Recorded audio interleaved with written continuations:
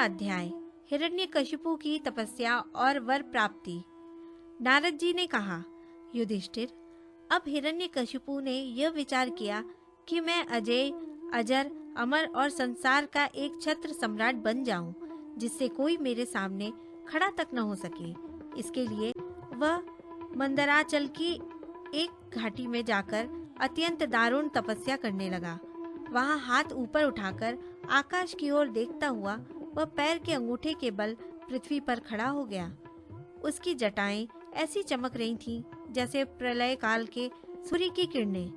जब वह इस प्रकार तपस्या में संलग्न हो गया, तब देवता लोग अपने अपने स्थानों और पदों पर पुनः प्रतिष्ठित हो गए। बहुत दिनों तक तपस्या करने के बाद उसकी तपस्या की आग धुएं के साथ सिर से निकलने लगी। वह चारों ओर फैल गई और ऊपर नीचे तथा अगल बगल के लोगों को जलाने लगी। उसकी लपट से नदी और समुद्र खौलने लगे। द्वीप और पर्वतों के सहित पृथ्वी डगमगाने लगी। ग्रह और तारे टूट टूट कर गिरने लगे तथा दसों दिशाओं में मानो आग लग गई। हिरण्यकशिपु की उस तपोमयी आग की लपटों से स्वर्ग के देवता भी जलने लगे। वे घबराकर स्वर्ग से ब्रह्मलोक में गए और ब्रह्मा जी से प्रार्थना करने लगे, हे देवताओं के भी आराध्य देव जगतपति ब्रह्मा जी, हम लोग हिरण्यकशिपु के तप की ज्वाला से जल रहे हैं। अब हम स्वर्ग में नहीं रह सकते। हे अनंत, हे सर्वाध्यक्ष, यदि आप उचित समझे तो अपनी सेवा करने वाली जनता का नाश होने के पहले ही यह ज्वाला शांत कर दीजिए। भगवान, आप सब कुछ जानते ही हैं, फिर भी हम अपनी ओर से आपसे यह निवेदन कर देते हैं कि वह किस अभिप्राय से यह घोर तपस्या कर रहा है। सुनिए, उसका विचार है कि जैसे ब्रह्मा जी अपनी तपस्या और योग के प्रभाव से इस चराचर जगत की सृष्टि करके सब लोगों से ऊपर सत्यलोक में विराजते हैं, वैसे ही मैं भी अपनी उग्र तपस्या और योग के प्रभाव से वही पद और स्थान प्राप्त कर लूंगा, क्योंकि समय असीम है और आत्मा नित्य है। एक जन्म में नहीं, अनेक जन्मों में, एक युग में न सही अनेक युगों में अपनी तपस्या की शक्ति से मैं पाप पुण्यादि के नियमों को पलटकर इस संसार में ऐसा उलटफेर कर दूंगा जैसा पहले कभी नहीं था।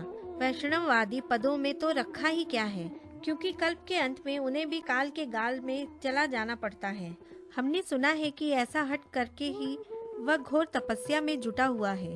आप तीनों लोकों के स्वामी हैं। अब आप जो उचित समझे वही करें। ब्रह्मा जी, आपका यह सर्वश्रेष्ठ परमेष्ठी पद ब्राह्मण एवं गौओं की वृद्धि, कल्याण, विभूति, कुशल और विजय के लिए है। यदि यह हिरण्यकशिपु के हाथ में चला गया तो सज्जनों पर संकटों का पहाड़ टूट पड़ेगा। युधिष्ठिर, जब देवताओं ने भगवान ब्रह्मा जी से इस प्रकार निवेदन किया, तब वे भृगु और दक्ष आदि प्रजापतियों के साथ हिरण्यकशिपु आश्रम पर गए। वहां जाने पर पहले तो वे उसे देख ही न सके, क्योंकि दीमक की मिट्टी, घास और बांसों से उसका शरीर ढक गया था। चींटियां उसकी मेदा, त्वचा, मांस और खून चाट गई थीं। बादलों से ढके हुए सूर्य के समान वह अपनी तपस्या के तेज से लोगों को तपा रहा था। उसको देखकर ब्रह्मा जी भी विस्मित हो गए। उन्होंने हंसते हुए कहा, ब्रह्मा जी ने कहा, बेटा हिरण्यकशिपु, उठो उठो, तुम्हारा कल्याण हो। कश्यप नंदन, अब तुम्हारी तपस्या सिद्ध हो गई। मैं तुम्हें वर देने के लिए आया हूँ। तुम्हारी जो इच्छा हो बेखटके मांग लो। मैंने तुम्हारे हृदय का अद्भुत बल देखा। अरे, डांसों ने तुम्हारी देह खा डाली है, फिर भी तुम्हारे प्राण हड्डियों के सहारे टिके हुए हैं। ऐसी कठिन तपस्या न तो पहले किसी ऋषि ने की थी और न आगे ही कोई करेगा। भला ऐसा कौन है जो देवताओं के 100 वर्ष तक बिना पानी के जीता रहे? बेटा हिरण्यकशिपु, तुम्हारा ये काम बड़े बड़े धीर पुरुष भी कठिनता से कर सकते हैं। तुमने इस तपोनिष्ठा से मुझे अपने वश में कर लिया है। दैत्य शिरोमणे, इसी से प्रसन्न होकर मैं तुम्हें जो कुछ मांगो दिए देता हूँ। तुम हो मरने वाले और मैं हूँ अमर, अतः तुम्हें मेरा यह दर्शन निष्फल नहीं हो सकता। नारद जी कहते हैं, युधिष्ठिर, इतना कहकर ब्रह्मा जी ने उसके चींटियों से खाए हुए शरीर पर अपने कमंडलू का दिव्य एवं अमोघ प्रभावशाली जल छिड़क दिया। जैसे लकड़ी के ढेर में से आग जल उठे, वैसे ही वह जल छिड़कते ही बांस और दीमकों की मिट्टी के बीच से उठ खड़ा हुआ। उस समय उसका शरीर सब अवयवों से पूर्ण एवं बलवान हो गया था। इंद्रियों में शक्ति आ गई थी और मन सचेत हो गया था। सारे अंग वज्र के समान कठोर एवं तपाए हुए सोने की तरह चमकीले हो गए थे। वह नवयुवक होकर उठ खड़ा हुआ। उसने देखा कि आकाश में हंस पर चढ़े हुए ब्रह्मा जी खड़े हैं। उन्हें देखकर उसे बड़ा आनंद हुआ। अपना सिर पृथ्वी पर रखकर उसने उनको नमस्कार किया।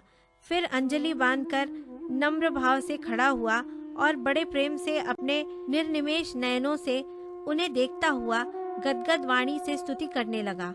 उस समय उसके नेत्रों में आनंद के आंसू उमड़ रहे थे और सारा शरीर पुलकित हो रहा था।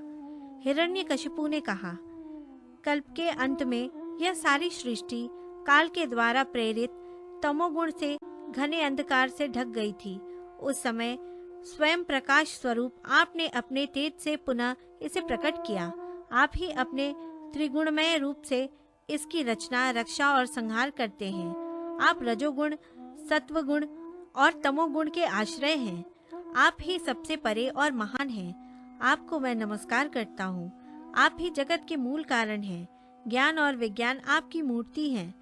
प्राण, इंद्रिय, मन और बुद्धि आदि विकारों के द्वारा आपने अपने को प्रकट किया है। आप मुख्य प्राण सूत्रात्मा के रूप से चराचर जगत को अपने नियंत्रण में रखते हैं। आप ही प्रजा के रक्षक भी हैं। भगवान, चित्त, चेतना, मन और इंद्रियों के स्वामी आप ही हैं। पंचभूत, शब्दादि विषय और उनके संस्कारों के रचयिता भी महत्व के रूप में आप ही हैं। जो वेद होता, अधर्वयुग उद्गाता, इन ऋत्विजों से होने वाले यज्ञ का प्रतिपादन करते हैं, वे आपके ही शरीर हैं। उन्हीं के द्वारा अग्निष्टोम आदि 7 यज्ञों का आप विस्तार करते हैं। आप ही संपूर्ण प्राणियों के आत्मा हैं, क्योंकि आप अनादि अनंत, अपार, सर्वज्ञ और अंतर्यामी हैं। आप ही काल हैं। आप प्रतिक्षण सावधान रहकर अपने क्षण, लव आदि विभागों के द्वारा लोगों की आयु क्षीण करते रहते हैं। फिर भी आप निर्विकार हैं, क्योंकि आप ज्ञान स्वरूप परमेश्वर, अजन्मा, महान और संपूर्ण जीवों के जीवन दाता अंतरात्मा हैं। प्रभु, कार्य, कारण, चल और अचल ऐसी कोई भी वस्तु नहीं है जो आपसे भिन्न हो। समस्त विद्या और कलाएं आपके शरीर हैं। आप त्रिगुणमयी माया से अतीत स्वयं ब्रह्म हैं। यह स्वर्णमय ब्रह्मांड आपके गर्भ में स्थित है। आप इसे अपने में से ही प्रकट करते हैं। प्रभु, यह व्यक्त ब्रह्मांड आपका स्थूल शरीर है। इससे आप इंद्रिय, प्राण और मन के विषयों का उपभोग करते हैं, किंतु उस समय भी आप अपने परम ऐश्वर्यमय स्वरूप में ही स्थित रहते हैं। वस्तुतः आप पुराण पुरुष, स्थूल सूक्ष्म से परे ब्रह्म स्वरूप ही हैं।